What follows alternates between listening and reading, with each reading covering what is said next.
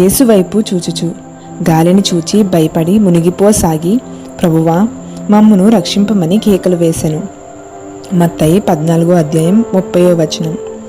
పేతురు యేసు వైపే దీక్షగా నిరంతరము చూడలేదు. పేతురు అప్పుడప్పుడు మాత్రమే చూస్తూ ఉన్నాడు. అతడు యేసు ద్వారా గాలిని చూడలేదు. మన సమస్యలను మనము యేసు ద్వారా చూడాలి. లేని ఎడల మనము మునిగిపోతాము. ఇక్కడ పరిపక్వత లేని క్రైస్తవుడు ఉన్నాడు. మన విశ్వాసము ఉద్రేకపూరితమైనది కనుక మనము తొట్టిల్లిపోతాము. మనము ఇతరులను అనుకరించుటకు ప్రారంభిస్తాము. ఇక్కడ పేతురు యేసును అనుకరిస్తున్నాడు. అది విశ్వాసము కాకుండా ఉద్రేకమైనట్లయితే మనలను నిరుత్సాహపరచి నాశనము చేయుటకు సాతానుకు ఒక అవకాశము దొరుకుతుంది.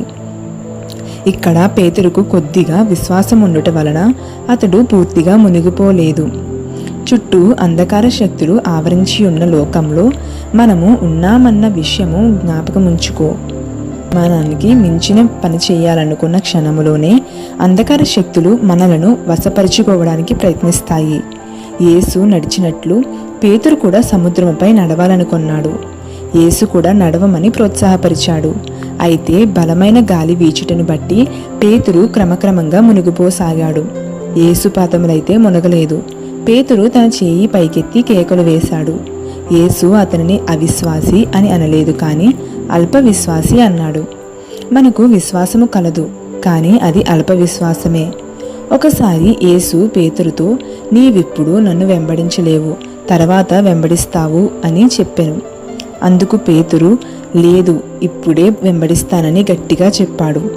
ఆ రాత్రే ఇక చిన్నదాని ప్రశ్నకు యేసు ఎవరో నాకు తెలియదని బొంకాడు. యేసు వైపుకు తదేకంగా చూస్తుంటే ఆయన సన్నిధి నీలో ఎల్లప్పుడూ ఉండునట్లు గ్రహిస్తావు. యేసు ద్వారా చూడనందువల్ల చిన్న కష్టాలైనా చాలా పెద్దవిగా కనిపిస్తాయి. విశ్వాసంతో పెద్ద శ్రమలను ఎదుర్కొన్న పరిశుద్ధుల జీవితాలు చదివినట్లయితే మనకు సవాలుగా ఉంటాయి. కొన్నిసార్లు క్రీస్తు కొరకు చిన్న వాటిని వదులుకోలేవు. ఇంటిలో ఉన్న చిన్న కష్టాలు నీ గమనాన్ని పాడు చేస్తాయి. నిన్ను, నీ బిడ్డలను దేవుడు కాపాడతాడని నీవు గ్రహించలేకపోవచ్చున్నావు. యేసు ద్వారా మన శ్రమలు చూస్తుంటే అవి అతి సూక్ష్మంగా కనిపిస్తాయి. దేవుని వాక్యమే నీ ప్రార్థనగా ఉండనిమ్ము.